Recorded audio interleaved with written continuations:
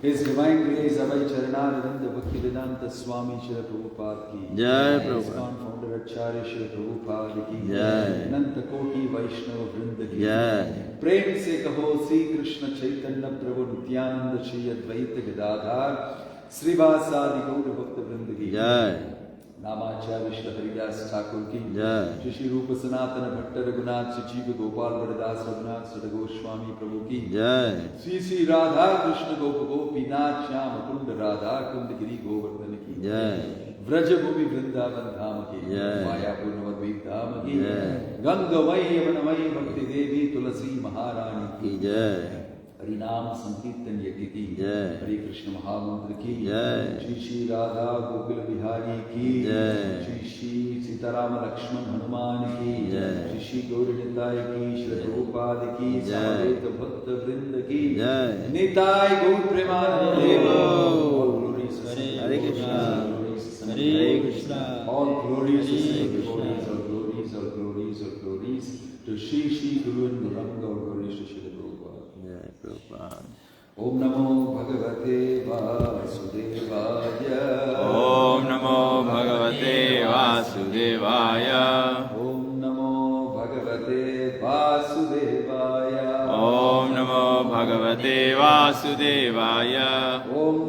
Bhagavate Vasudevaya. Om Namo Bhagavate Vasudevaya. Narayana Namaskrityam Naram Chaiva Narottamam Devim Saraswatim Vyasam Tato Jayamudhirayet Nashtaprayeshu Avadreshu Nityam Bhagavata Sevaya Bhagavati Ruttama Shloke Bhaktir Bhavati Naishtiki. Reading from Canto 2, Chapter 3, Text 20. Bile Patorukrama Vikramanye Nashinavataha Karnabhute Narasya Jighvasati Darudurike Vasuta Nachopagayati Urugaya Gata. Please repeat. Bile Patorukrama Vikramanye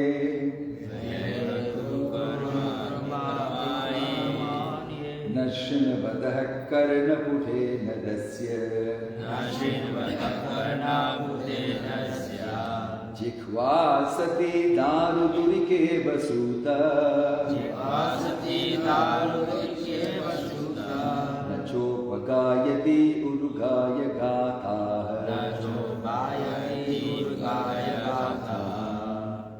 2.3.20 just in case. Bile Patorukrama Vikramanye Nashinavataha Karnabhute Narasya Jighvasati Darudurike Vasuta Nachopagayati Urugaya Gata. Bile Patorukrama Vikramanye Nashinavataha Karnabhute Narasya Jighvasati Darudurike Vasuta Nachopagayati Urugaya Gata.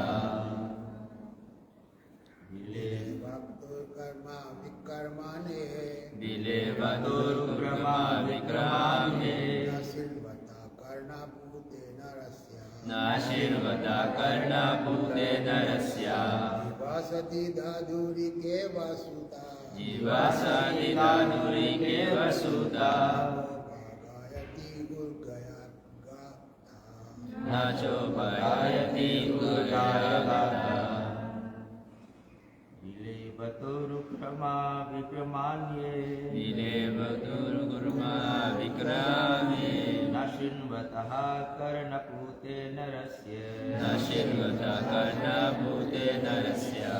Jighvasati Darudurike Vasuta Nachopagayati Urugaya Gata.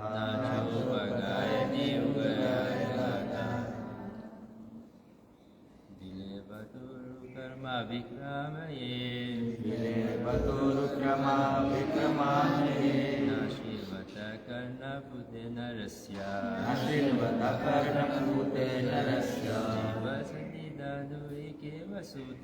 Jighvasati Darudurike Vasuta Nachopagayati Urugaya Gata. Mataji's.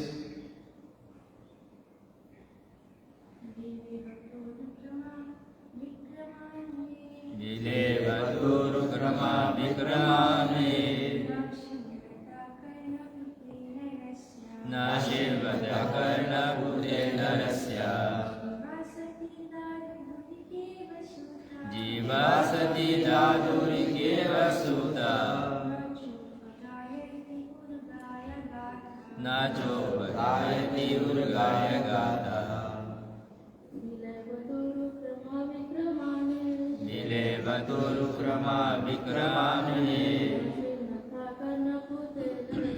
Nashinavataha Karnabhute Narasya Jighvasati Darudurike Vasuta Nachopatayati urgaya gata. Bile, snake hole. Vata, like Urukrama, the Lord, who acts marvelously. Vikrama, prowess. Yea, all these. Na, never. Srinavataha, heard. Karnapute, the ear hole. Narasya, of the man. Jihva, tongue. Asati, useless. Dar, durika, of the frogs. Iva, exactly like that. Suta, oh Suta Goswami. Na, never. Cha, also. Upagayati, chants loudly. Urugaya, worth singing. Gatha, songs. Translation and purport by His Divine Grace. A.C. Bhakti Vedanta Swami Srila Prabhupada Ki Jai. Translation. One who has not listened to the messages about the prowess and marvelous acts of the personality of Godhead and has not sung or chanted loudly the worthy songs about the Lord is to be considered to possess ear holes like the holes of snakes and a tongue like the tongue of a frog.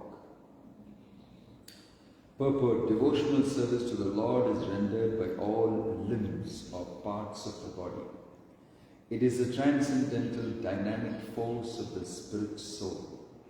Therefore, a devotee is engaged 100% in the service of the Lord. One can engage in devotional service when the senses of the body are purified in relation to the Lord.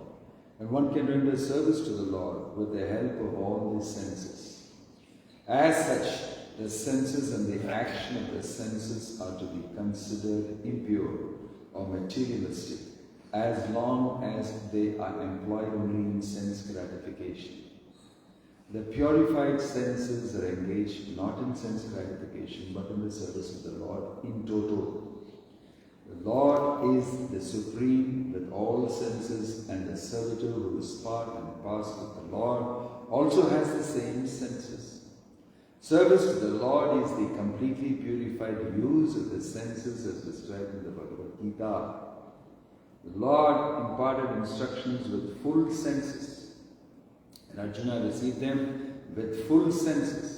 And thus there was a perfect exchange of sensible and logical understanding between the master and the disciple. Spiritual understanding is nothing like an electrical charge from the master to the disciple as foolishly claimed by some propaganda mongers. Everything is full of sense and logic, and the exchange of views between the master and disciple is possible only when the reception is submissive and real. In the Chaitanya Charitamrita, it is said that one should receive the teaching of Lord Chaitanya with intellect and full senses, as that one can logically understand the great mission. In the impure state of the living being, the various senses are fully engaged in mundane affairs. If the ear is not engaged in the service of the Lord by hearing about Him from Bhagavad Gita or Srimad Bhagavatam, certainly the holes of the ear will be filled with some rubbish. Therefore, the message of the Bhagavad Gita and Srimad Bhagavatam should be preached all over the world very loudly. That is the duty of a pure devotee who has actually heard about them from the perfect sources. Many want to speak something to others, but because they are not trained to speak on the subject matter of Vedic wisdom, they are all speaking nonsense, and people are receiving them with no sense. There are hundreds of thousands of sources for distributing mundane news of the world, and people of the world are also receiving it. Similarly, the people of the world should be taught to hear the transcendental topics of the Lord, and the devotee of the Lord must speak loudly so that they can hear. The frogs loudly croak, with the result that they invite the snakes to eat them. The human tongue is especially given for chanting the Vedic hymns and not for croaking like frogs. The word asati used in this verse is also significant. Asati means a woman who has become a prostitute. A prostitute has no reputation for good womanly qualities. Similarly, the tongue which is given to the human being for chanting the Vedic hymns will be considered a prostitute when engaged in chanting some mundane nonsense. Om Tat Sat. Om Jnanadivinandasya Jnananjana Shalakaya Chakshurunmilitam Yena Tasmai Shri Gurave Namah Shri Chaitanya Manobhishtam Sthapitam Yena Bhutale Swayabrupa Kada Mahyam Dadati Swapadantikam Vandeham Shri Guravo Shri Yuta Padakamalam Shri Gurum Vaishnavamscha Shri Rupam Sagrajatam Sahagana Raghunatanavitam Tam Sajivam Sadvaitam Savadutam Parijana Sakitam Krishna Chaitanya Devam Shri Radha Krishna Padam Sahagana Lalita Shri Vishakam Nama Om Vishnu Padaya Krishna Preshtaya Bhutale Srimate Bhakti Vedanta Swami Namine Namaste Saraswate Deve Gauravani Pracharine Nirvisesha Shunyavadi Paschatya Deshatarine Jaya Sri Krishna Chaitanya Prabhu Nityananda Shri Advaita Gadadhara Srivasadi Gaura Bhakta Vrinda Hare Krishna Krishna Krishna Hare Hare Hare Rama Rama Rama Hare Hare Haribol Hare Krishna Such a beautiful temple. And we are seated at the lotus feet of Shri Radha Gokula Bihari. Their Lordship Sitaram Lakshmana Hanuman Shri Puravita and Shri Prabhupada. We are reading from the Bhagavatam, the chapter called Pure Devotional Service.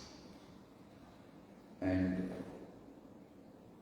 the very strong words of the Bhagavatam may sometimes not be accepted very well by people. And they may even think that it's very harsh. And Prabhupada also goes further to harshly interpret it according to the time, place and circumstance and map it and translate it into today's affairs. And he gives it even more raw. And then we wonder why they are not so soft and nice. Because it's about spiritual life, it's about religion, it's about God. Why is it so heavy? Because it needs to be. Because the people who are not listening need to be told. In Tamil Nadu, they will say, Nalla Mattukku oru Sudu. I don't know how to say that here. For a nice cow, only one singeing this thing is enough. It will immediately start doing things. But for people who don't understand, the critic here is about Prabhupada saying the body and the senses to be utilized in the service of the Lord. And here there's criticism of every sense that is not used in the service of the Lord. The eyes which does not look at the form of the Lord is like this, like the plume of a peacock eyes. The ears that don't listen to the glories of the Lord is like the ears of the snake. This just mark. Doesn't actually hear anything. So like that, criticizing all the indriyas that don't do what they are meant to do. Rishikesha Shevanam Bhakti Ruchate. The senses should serve the Lord of the senses. And if they don't do that, they are simply useless. Now what does this mean to us? We can by heart the shloka and we can chant and without, actually really understanding what it means. So we perform sadhana. Sadhana is meant for this purpose. Right? The word sadhana means using the body, the mind, the intellect, all in the service of the Lord. Why? Because you are not inclined. You're not inclined to do it. You don't have it in you, natural love for Krishna, and therefore I do it. No, you don't have it. So it's called sadhana. Sadhana means doing something that you don't like to do. In our words definition. Sadhana means something which you don't want to do. Worldly living means something which you like to do. You're interested in doing. Right? So in your house sometimes we have the kids, they are very interested in watching the show on their phones, on the TV, and they're completely absorbed. But you have to stop it, go study. What about doing your homework? What about doing school? I don't want. You say the kid doesn't want to go to do the homework, doesn't want to do what he's supposed to do, but he likes to do something else. And when he likes to do that, you don't have to tell him how to do it. He knows how to do it very naturally. It's not that you have to teach him, see the movie carefully, okay? Don't fall asleep. Don't eat the popcorn too much. Watch the movie carefully. You never have to give these instructions. Right? Every time give these instructions. Right? Do the movie carefully. No, you don't have to. Just get lost. The kid will say, just get lost. Stop gagging. Get out of here. I know how to do this. I know very well how to do this. Just leave me alone. So this is the natural propensity of the conditioned soul, is to comfortably engage in sense gratification. I don't need any instruction from you how to do that. But I definitely don't want to do the other stuff. What is that? Worship the Supreme Personality of Godhead with my mind, body and senses. Manasa, vacha, diya, pramana. I want to do that. That I don't know how to do. So therefore there is education. Why you must do? What happens if you do? What happens if you don't do? This is the meaning of education. Education is meant for this purpose only. Education was never meant for learning computer science and then exploiting AI and making money and all. It was never meant for that. Education was meant for making you understand who is God and serve Him. That's what education is meant for. Right? It was never meant for what we are doing with education. We are making money out of education. Then at the end of paying all the money, that fellow is not yet educated. And then after giving all the so-called education, he doesn't get a job. And after getting a job, then he's doing some wrong things in life. Finally, his life becomes pretty lousy. And he's greatly educated, spent a lot of money. With the vengeance, he earns money and he spends the money for gratification. So this is not education. Education is meant to advance you spiritually. But therefore you need to cultivate knowledge so that you become educated. Janmana jayate shudra samskarat bhavet vijay vedapatat bhavet vipra brahma jana iti brahmana. Right? Education makes you a brahmana. You must get educated. Because what is it about? It's about you. Who are you? Where are you staying? What is this world? Who is God? The absolute truth. What is your connection with Him? What is your connection with this world? What is your knowledge about yourself? All these things are called education. If you don't know these things, you don't know anything. There's no use of knowing many other things. So that education that you get, it very reluctantly will perform sadhana. That's the first step. Yeah, it challenges my intelligence. I cannot, after understanding this, keep quiet without taking my beads and chanting Hare Krishna. Because I understood. I am spirit, soul, Krishna. Now you'll be forced to do it.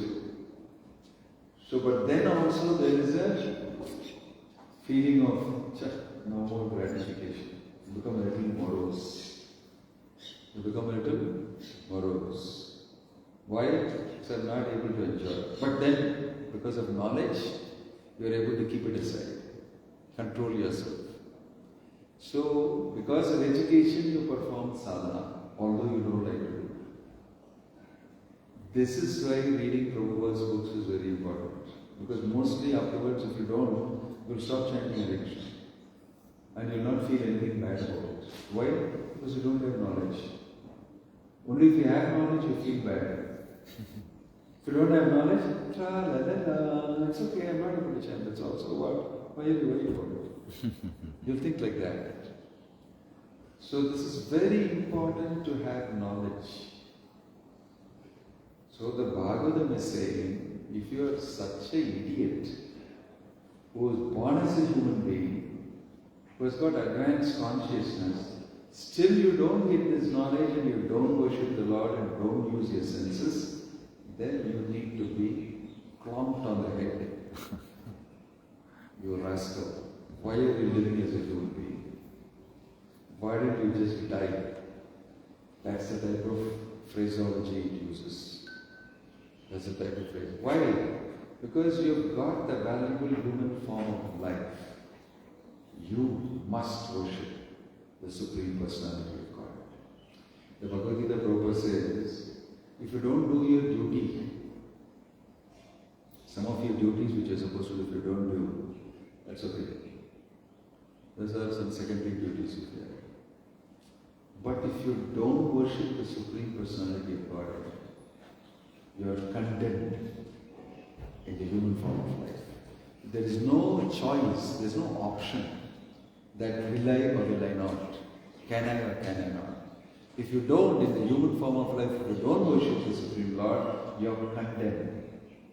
You are finished. So educated people know this.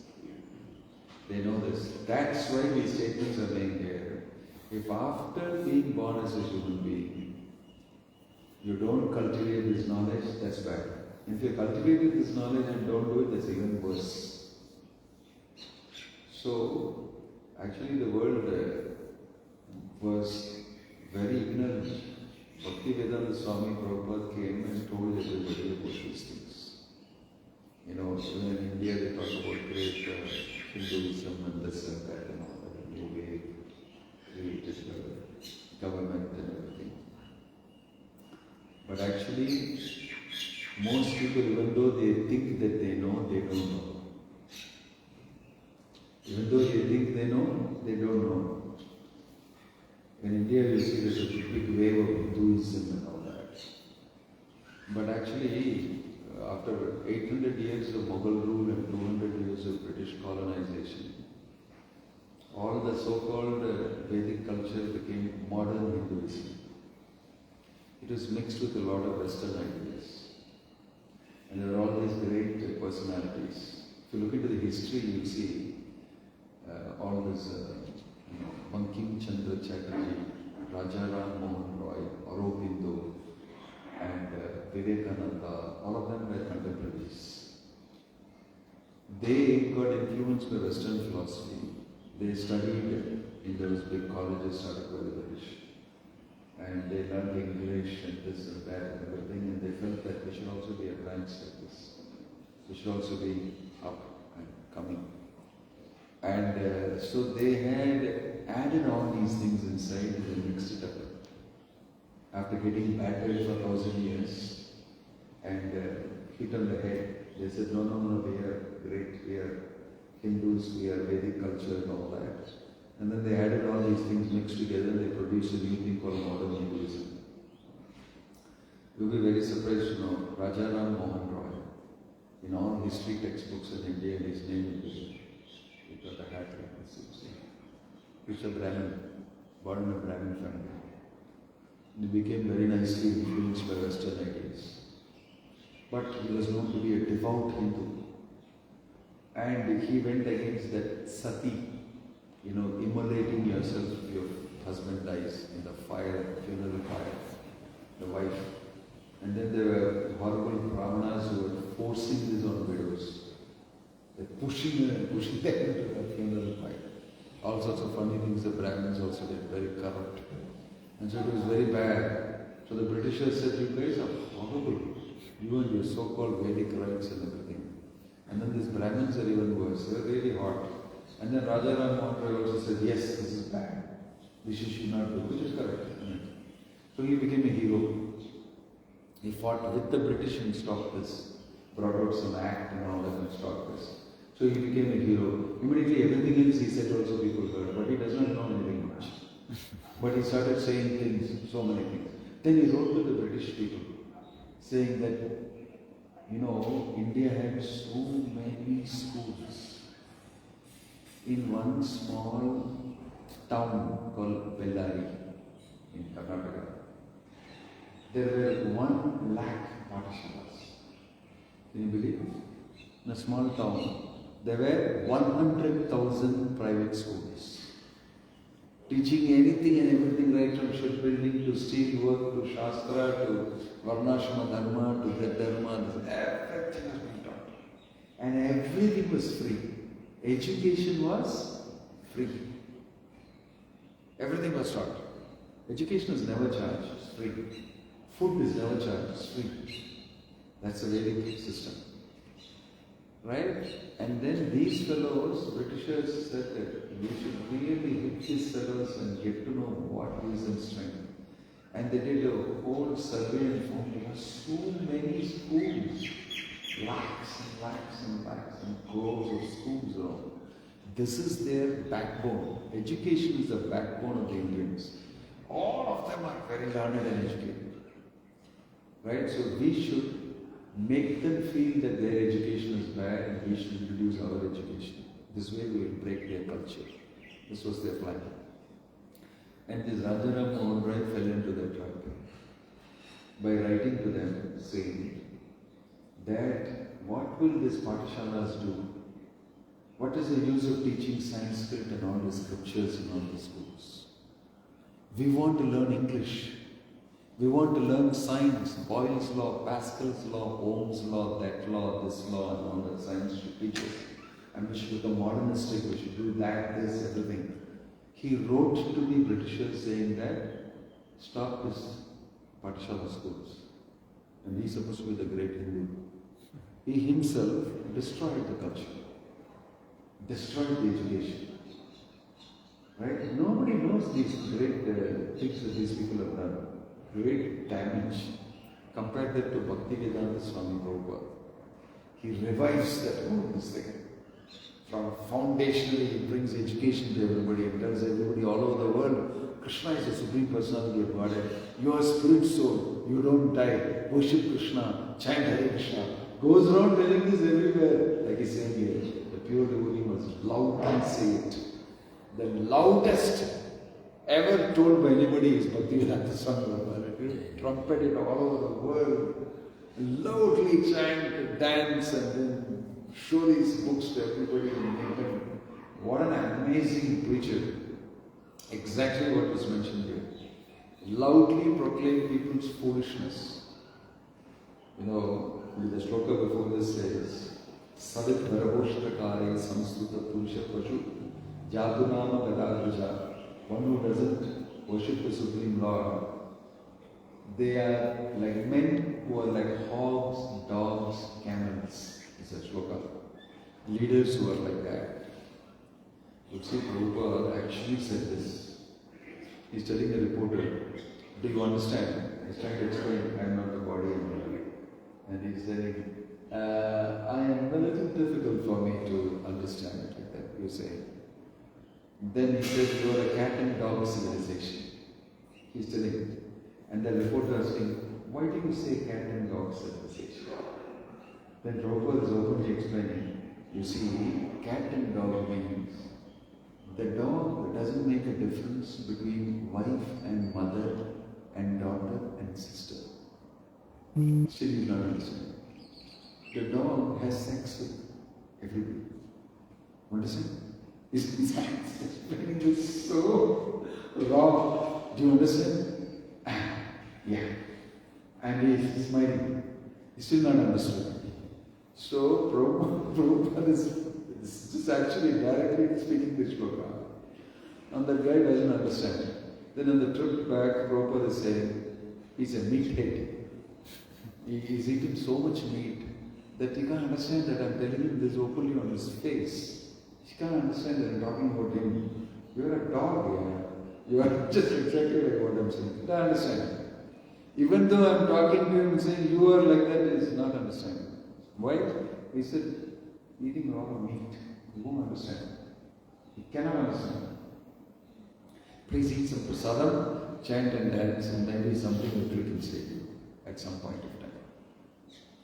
So, when people are like that, then the Bhagavatam is using very strong language. And the Bhagavata, who is a walking, moving, mobile Bhagavatam, he also is saying this to the people and telling them to take up. So some fortunate people take up somehow or the other by mercy. And they advance. And then they can gradually understand, my gosh, I never knew this before. Why did nobody tell me? When I read Bhagavad Gita, was I born in a Brahmin family, by the way. And nobody told me Krishna is Supreme Personality of Godhead. You will be very surprised. And I was even today I'm very surprised. How come you guys are, calling yourself great religious people and all? My mother will do a big puja every day and all that. And you don't know Bhagavad Gita. You don't know Krishna is Supreme Personality of Godhead. You don't know that your spirit soul is not this body. But you're very religious. You don't know basics. And when I read first, I asked my parents, have you read the Bhagavad Gita before? They said, no, I've heard about it. What do you mean you have heard about it? No, we follow this. I said, why? Why did you follow this? What is wrong with reading this? You never read it before? Then I started probing. And they were wondering that, what, a little bit you learned something and you're suddenly becoming great. What do you think you are some great guy or something? I said, I'm not a great guy. I was asking, how great are you? I just want to know these answers to these questions. And my father and mother thought that something wrong with this fellow. No, it's all because we have not given him Yajna Pavitam. We have not put the cross thread for him. And all that. They immediately started arranging that. And then I told my father, who's going to give me the Brahma Upadesh? So I'm going to give you the right ear. Do you know what is Parabrahman? I asked him. Do you know who is Brahman and what? What they are asking all this? No, answer my question. You don't know, how can you give me Upadesh? You don't know what is Brahman. Right? It's mentioned in the Bhagavatam here. Brahmano Pratishtaham. Prabhupada is saying in the Bhagavad Gita, quoting Krishna. Krishna is, Brahman. You don't know. So you'll be very surprised that people don't know.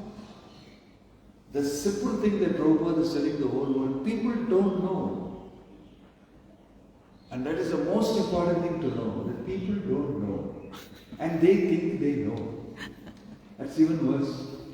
There's an Arabic proverb that I often quote that says that he who knows and knows that he knows is a wise man. Follow him.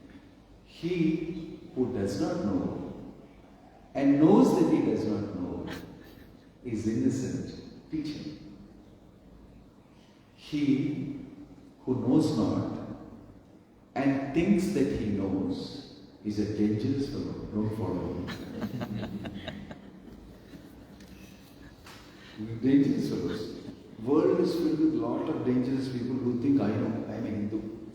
I know. They don't know. It's for them only strong words. Strong words are this, people just use, turn you upside down and slap you 10,000 times. You can't quote one shloka from Bhagavad Gita and you don't know anything. But you walk around like as though you know everything under the sun. So, it is the pure devotee who is the only way for people who don't know to understand. He crafts a whole methodology.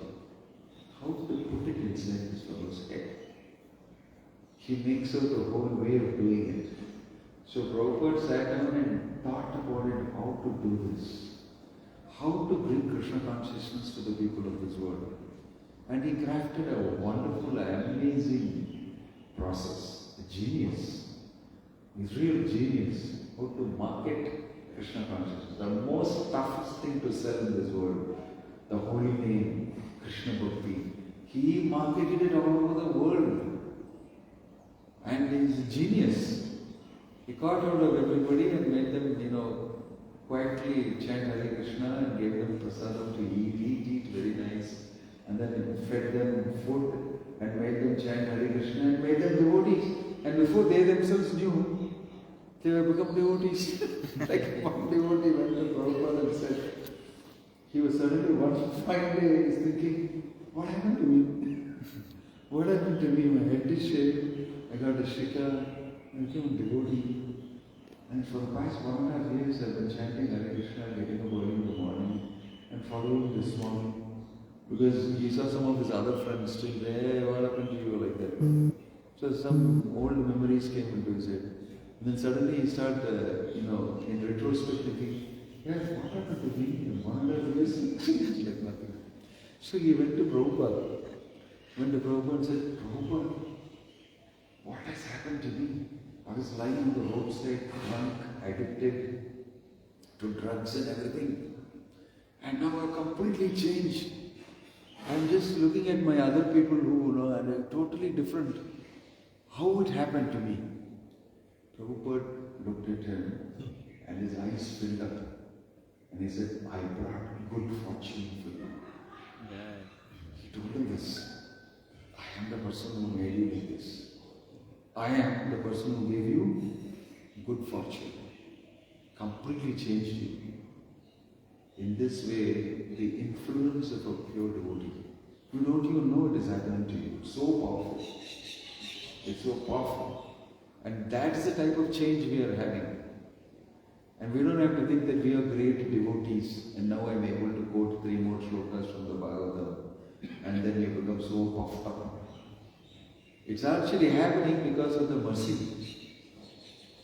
because of the great fortune of having to meet a pure devotee through his books, through his organization, through his representatives, and you follow that process. This is the crux of the matter. Even the Bhagavatam statement is not understood so easily by everybody. I come from a place in Kerala where people give huge Bhagavata Saptaha. And in all of them they conclude that everything is Brahman, including Krishna. No personality. All of you merge into it. Let's all merge into Brahman. It's a conclusion of the Bhagavatam they give. They don't know. They don't know the conclusion.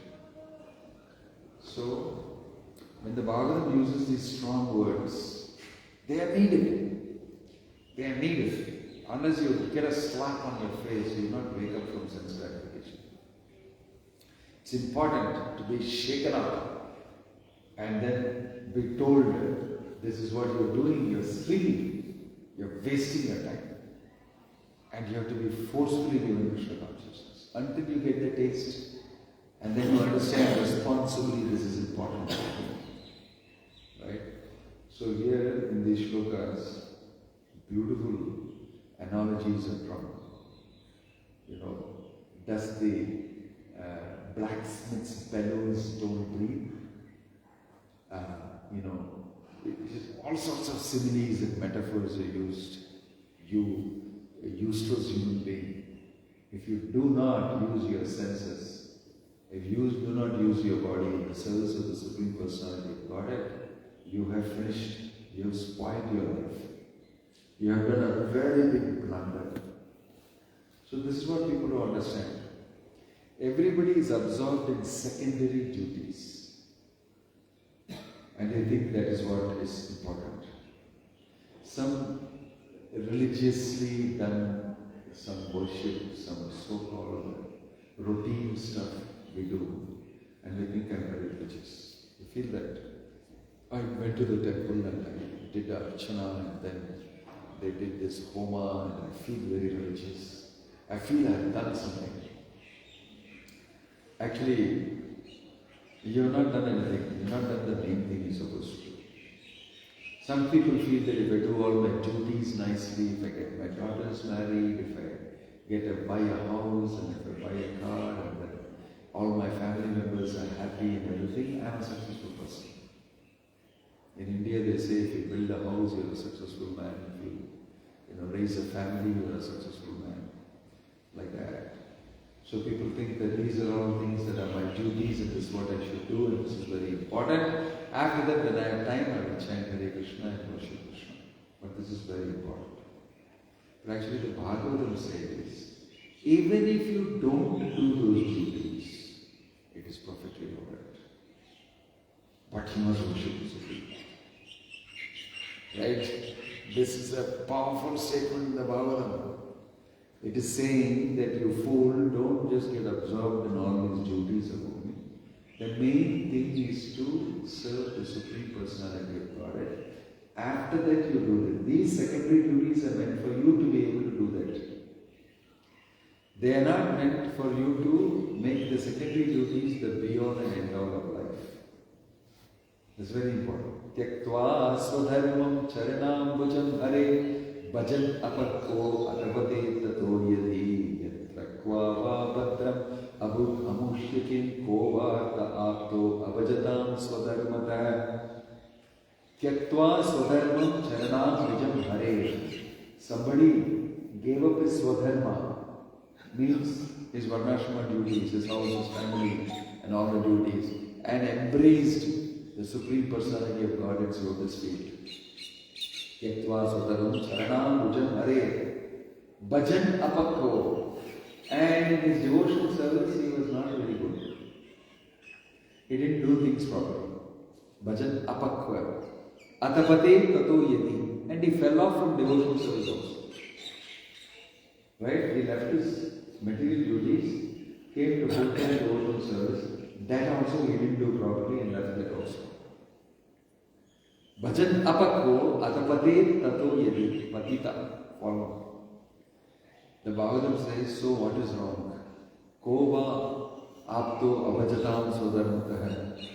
This is even better than doing all your duties and not worshipping the Lord. Very strong statement. What? Give up all your material duties and surrender to the Lord and fall down from there also is a better alternative than doing all your duties nicely and never worshipping the Lord. Nobody will accept this in this world. This is Bhagavatam's statement. Talk about heavy stuff. This is Bhagavatam's statement. Why? Your primary duty is to worship the Supreme Personality of God. And even imperfectly you must do it. Even imperfectly you must do it. Why? It says that Swalpamopi asya dharmasya trayate mahto bhayat. It will at least give you another chance of human life. So devotional service is so important. So the Bhagavatam hails devotional service, worship of Krishna, as the topmost thing which is no compromise, no option other than that. Under any circumstances you must do that. If you don't do that, then everything else that you do is useless. That's the meaning of Krishna saying, Sarva dharman parityajya mamekam sharanam praja. Give up all types of religion and surrender to me. You will be doing nothing wrong. Mamekam sharanam praja, surrender to me. Ma sucha, he will say, and don't be afraid that you have not done this, not done that, and everything. You will be okay. This is the meaning of religion. Religion means getting to worship the Supreme Lord under any circumstances.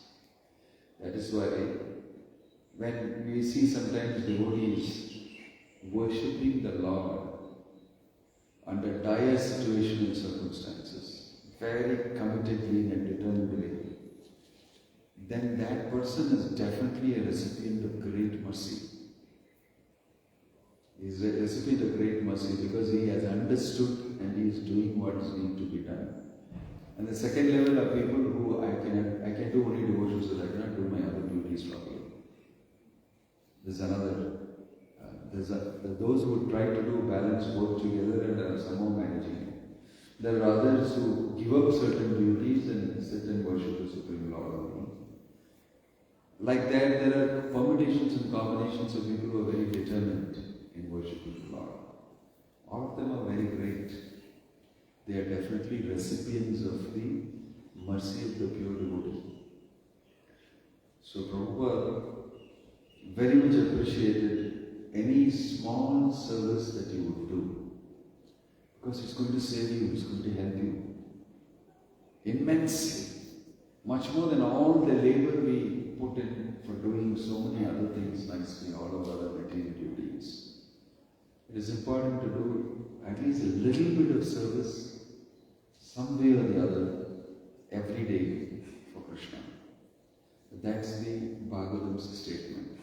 And those who don't do even that are condemned like nothing, with very strong words. That's why we gave the series of strong words. These verses are very strong, condemning those people who don't worship the Supreme Personality of God. So you'll see that on the other side are devotees who give up everything else and depend on the Lord, out of love for the Lord. Although they are very famous, they are very rich, they are capable, they have decided to not even use their capability, their money and everything for themselves, but to, like we discussed with Swami yesterday, how he was very wealthy, very educated.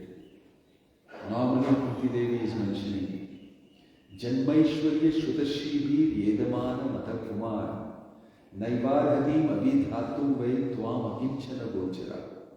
My Lord, you are the property of those who don't have anything with them.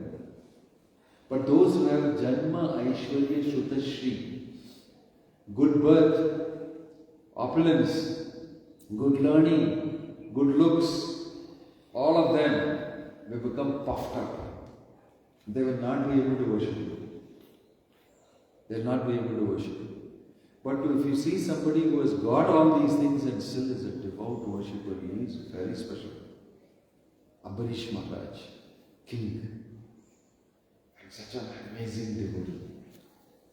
Such an amazing devotee. Durvasa Muni realizes that. He realizes that. In India, you will see the story in many of the temples of so many wonderful devotees. Very simple people. Nothing with them. But their only possession is Krishna Bhakti. In the Bhagavatam, we have Sudama. Sudama's Charitra, very beautifully written there. How Sudama has nothing but Bhakti. And according to Krishna, he is the richest person. And Krishna begs from him. Well, nobody knows this. According to Krishna, he is wealthiest person. And so when Sudama comes, Sudama is, he knows nothing but Krishna right from his younger days. Even when you are studying in the school in Sandipani Ashram, right? It seems in the class, Krishna and Balaram also studied there. In the class, the Sandipani Guru is teaching about absolute truth and the Vedic hymns and everything. Sudama was all the time looking at Krishna only. He was not looking at the teacher. He was not looking at the teacher at all. Here is the absolute truth there, what he is talking. He's sitting in front of me. So he was simply, Sudama was a Brahmana. So he knew Paka. So, wo kya sunne gaye? Yahan baithe Param Satyam. So he was constantly looking at Krishna only. How beautiful, how nice. He's completely absorbed in Krishna. And his education was complete. His education was complete. So, but he was very poor. Then he got married and all that. And all that time he was talking to his wife over Krishna. He used to tell, don't think I'm successful. The wife would be like, I don't have a job, I don't have money also. Very difficult to live the rest of life. Right? So he used to tell his wife, don't think that I'm a useless guy, don't think, you know who my classmate is? Krishna. And you know where I studied? Krishna school. You know who my classmate is? Krishna. He's a supreme absolute truth. See the Bhagavad Gita, see the Bhagavatam, it's all about him only. He is my classmate. He is my classmate. Then she is keeping on looking at her husband and saying, yeah, I understand he's a classmate there, but the children are all going hungry, there's nothing in the kitchen, and I am not able to do my grahasti service to you, cook something for my husband. There's nothing. We keep telling all the time, you know who I am? I'm Krishna's classmate. So she told him, why don't you go to him and ask something? In Dwarka, no, you go and get something. No, not sarcastically, but really, she said, if you can do that. And immediately Sudama said, it's a very good idea. We've not seen him for a very long time. His mind was thinking, let's go and see him. Not that I'll ask him anything. He's not thinking about any of these things. And he goes all the way, and then Krishna welcomes him. Krishna is sitting on his big couch, fanned by Rukmini and that person, this person, all that, so many assistants. And from here he sees the gate, and he sees this half-naked, very simple clothing. The clothing is so transparent, you can see his ribs. You can see his ribs. It's weak and dark, and he's walked all the way, and he's inquiring, Rukmini's palace, no, this one? I want to see Krishna and his friend. He's my classmate. He's coming and telling in the gate, not to see. And from here, Krishna is saying, Sudama! And he left everything and ran to the gate. And they were all wondering, what is this? It's just some beggar who's come on the gate. He's going to see him. And then he ran all the way. The Bhagavatam says that he went and straight embraced Sudama, put his chin on Sudama's shoulder and started crying. He cried. The Bhagavatam says, he's so happy to see Sudama. Why? He's filled with devotion. He's the richest person for Krishna. And he brought him all the way, made him sit on his seat, washed his feet. And everybody inside the palace was thinking, my God, some VVIP is coming. He has never done this for anybody. This must be super duper VVIP. He's washing his feet and he's drinking the charnamrit, putting on the head and sprinkling on all of our head. This must be a very important person. Then he personally takes him and says, take bath. And then he gives him new clothes. And then he gives him a fantastic meal. And he personally feeds him. Then he takes him to his bed and says, you sleep. Take rest. They come for a long way. And he fully takes us and he waits and waits for him to wake up. He waits and waits for him to wake up because in his mind there is something else. Right? So then when he wakes up, he again makes him sit down, gives him a drink and then holds his hand to his chest, to his legs, to his chest and massages his feet. And then he is asking, how is everything? And he's remembering his school days and all that. But actually he wants, you have brought something for me, no? That you give me. This is what he's wanting. And he's thinking, why you are not giving? And Sudama is thinking, my gosh, what a palace, all studded with gold and diamonds and everything. And here, how can I take out that funny thing that my wife was giving me here?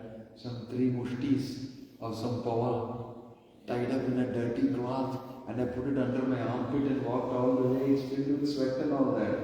How can I open the door in this palace? No chance.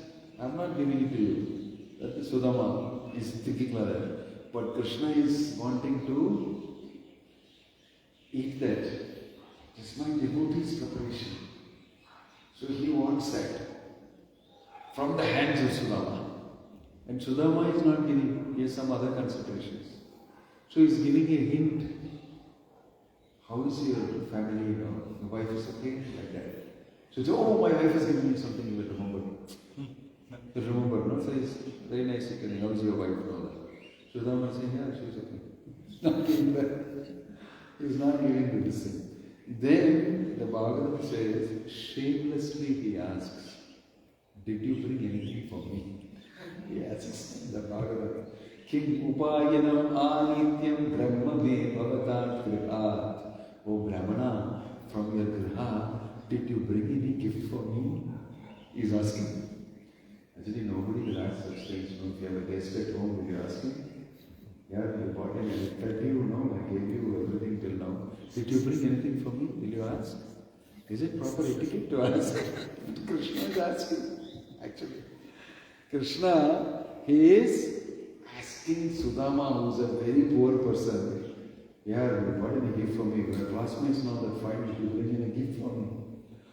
So low he goes because lalach for that my devotee is offering me. Patram phalam toyam pushpam yomi bhaktiya. He quotes the shloka also in Bhagavad Sudama. I enjoy if my devotee gives anything. Sudama is still not giving. So he said, I know him very well how he is. He just plucks it out of him. And then he opens it and starts eating it. And he says, my gosh, you brought this for me. And he's praising it so much. And the palace, everybody's looking, what is this? Some dirty cloth. He said that's something. And Krishna is eating it and relishing it. Why? It is filled with devotion. It's bought by Sudama. It's filled with devotion. So, this is the other extreme. I don't know anything else but Krishna and devotional service. I'm very poor in everything else. But this is enough for me. And Krishna is blessing him with such opulence without him asking for anything. Without him asking for anything. And after he goes back home and his wife also sees him, it is mentioned that he says, I don't want to sleep on this cot and all these very opulent things. I will put my dhoti and sleep on the floor only. It seems. After going to wife, he said, my bhakti will be lost. I will in any way damage my bhakti. That's most important for me. Right? I don't want it.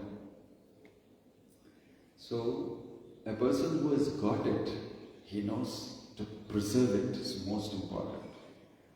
The person who hasn't got it is hankering for it. And he performs his sadhana and he is blessed with it. But the person who does not know about it at all and doesn't know he's supposed to get it in the human form of life and he's supposed to practice it and gradually achieve it, that person is most unfortunate. And when a pure devotee comes into his life in the form of a book, in the form of another representative devotee, that is the mercy. That is the mercy. Right? So that's why we should, like Prabhupada said here, loudly proclaim Krishna without any reservation. People in this world are anyway going to say all sorts of things for whatever you say. Might as well you say Krishna consciousness and let them say something. Right? So this is what Prabhupada has taught us, to boldly proclaim loudly Krishna and devotional service. That's why we go into the streets and loudly chant. I enjoyed it. That yesterday you were loudly chanting in the mall. Boldly. People are watching, what the guys are doing? They don't have a job or something? They don't have anything to do? Why are you laughing, smiling and chanting and all that? You guys must be jobless. Just living off the public and like that, all sorts of things they're thinking. We are not like that. We are not like that. But some intelligent people are wondering, what is the reason for you to be so happy? They're becoming envious of you. Oh, you're happy so easily. Like that. All sorts of things are going on in people's minds. Basically, we are disruptors. We disrupt the peace of the society. We disrupt the norm of the society. We disrupt the regular routine of society. And everybody's wondering, why don't you guys do me like all of us? Go do your job, look after your house properly, come to shopping, spend all the hard-earned money here, and then go back. Why are you doing something different in the shopping mall? And it gives me great pleasure to make you curious and make you wonder why. And therefore I want to dance and chant and show you that I am different from you and I'm happy. So that you may probe and ask me questions. But most of them don't. They just walk away. So unfortunate. They don't. So we have this challenge of presenting Krishna consciousness. We should enter into the lives of people. We should invade their homes, their privacies, and present to them, although they may not like it at all. But later they like it very much that you did this to me here. You disturbed my peace and because of that I'm peaceful now. I like it very much. I like your movement. Why? Because you disturb people and you feel very good after getting disturbed. This is the amazing thing that the Bhagavatam philosophy tells us. So most people won't accept, but still we need to give it to them. We need to give it to them. That's our duty. And Prabhupada did that and showed it and said everybody should do it. Everybody should do it. So we should be bold and present Krishna consciousness to people and tell them they are hogs, dogs, camels and all that. When they are ready to hear it, of course. We tell them right in the beginning, you may lose them. We can know very well that you are a dog, but I won't tell you that. But I'll treat you like a very nice, sophisticated human being. Put prasadam in your mouth and make you chant Hare Krishna. And after you've understood for some time, and say you're a dog. After, sometime. And then you have taken up Krishna consciousness and you have already got initiated. And then you are wondering, my God, it's so difficult to have Krishna consciousness. Then we tell them, welcome to the world. We are all feeling like that. We are a society of people who feel like that. But misery loves company. It's not so easy actually, Krishna consciousness. The chanting becomes difficult, practice becomes difficult, but initially we say it's easy. Look at us chanting, here, take prasadam, take the book. And once they are inside, we tell them that after some time they got stuck to it, the prasadam, the lifestyle, everything. Then we tell them it's actually not very easy. Bhakti Rasamrita Sindhu, it is mentioned, is Sudurlabha, very rarely achieved. Why did you not tell me this before? No, then you won't take it up. You won't take it up. Welcome to the world of Hare Krishna. And then you feel struggling like nothing. I want to, how can I do this? How can I do that? Welcome. So in this way we have our own navigation. But this is the only way. Nasti eva, nasti eva, nasti eva, gati. And Krishna is kind, Krishna is merciful. Prabhupada told us that gradually we become free, but we should never give up. Even if there are challenges, we should continuously perform chanting of the holy name, Harinam Sankirtan, reading and discussing Prabhupada's books. And in this way, definitely we will attract the mercy of Krishna. Om Tat Sat. Srila Prabhupada ki jai. Any question or comment?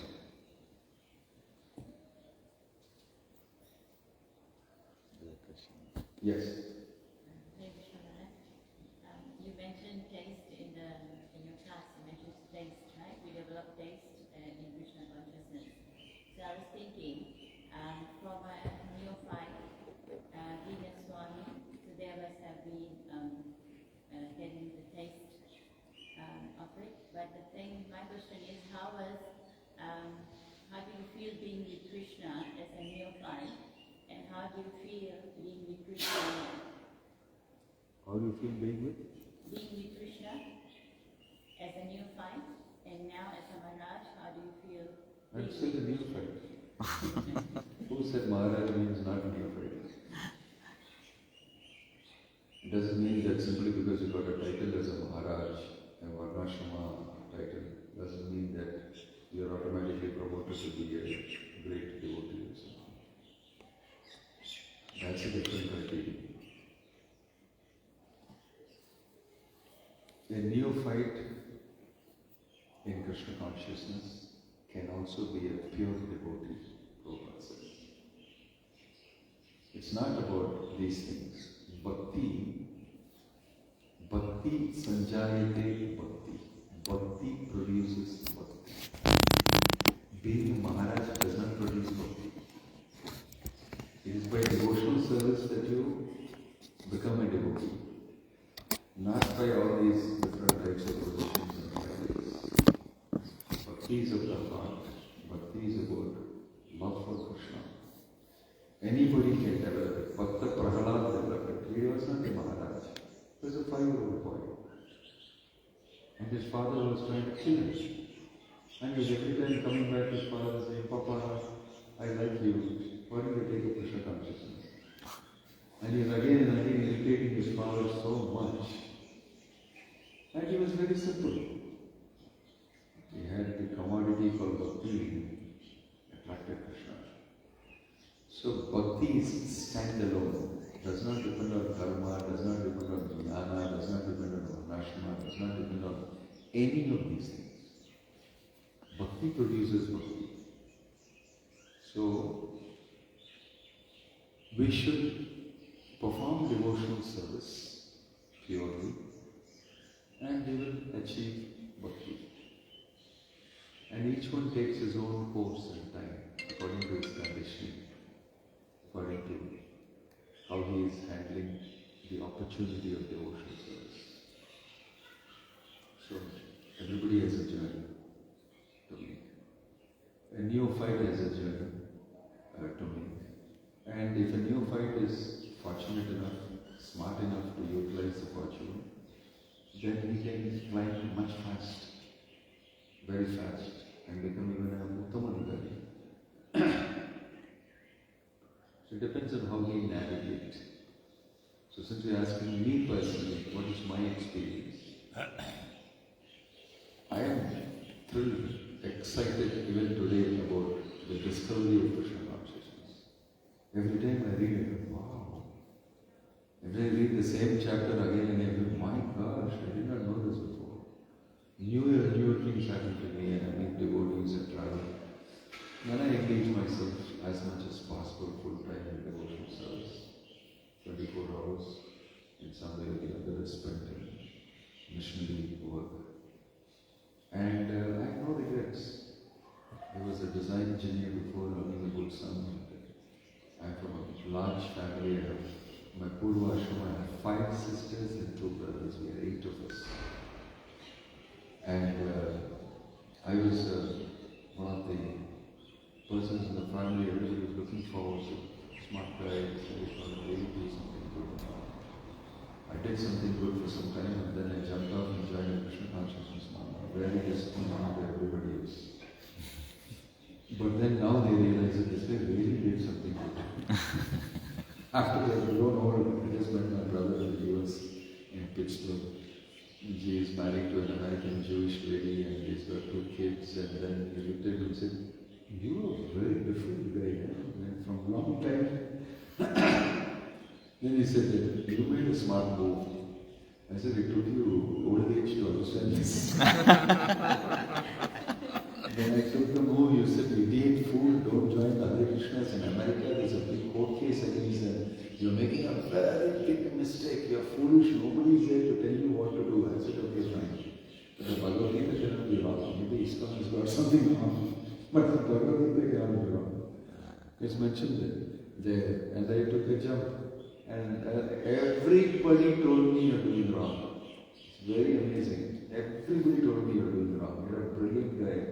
You know, you got such a good academic record, you got medals, you got that, this and everything, you're a talented fellow, this, that, and you're doing this very stupid.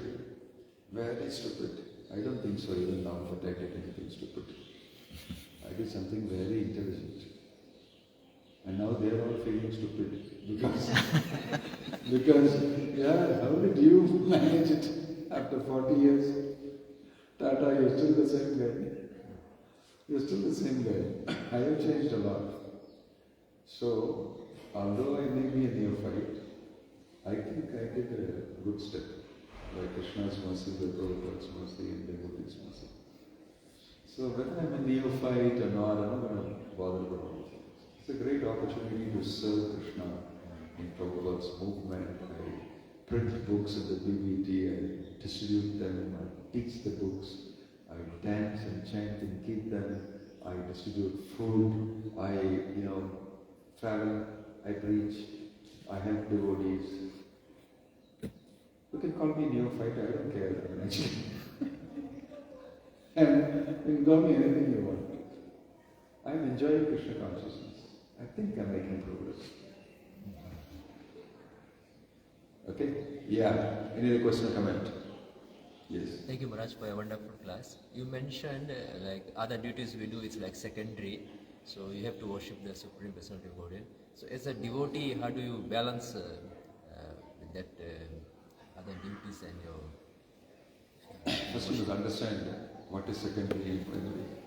You must be convinced, not only theoretically, as a statement. I quoted the shloka, Tektva Swadharmam Charanam Bhajam Bhajanapato. There it is mentioned very clearly. What is secondary? Why it is not very important as per Krishna consciousness? And why still we have to do it? We are involved in it. And how to balance it? It's a common question all the time. I normally give an analogy. You have a son, you have a daughter. Right. So after being at home for a long time, around 4 years, 5 years, or even 3 years, you want to put the child into the kindergarten. On the first day of the kindergarten in school, there will be a big riot. All of them are bringing their kids. Right? All of them are bringing their kids.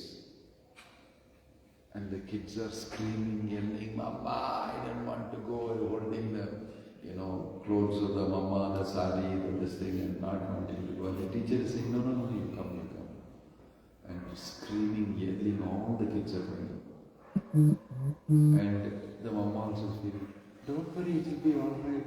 And from the window, don't worry, eat the tiffin, I'm giving you the box, the lunch, this thing, and I'll come again, don't worry.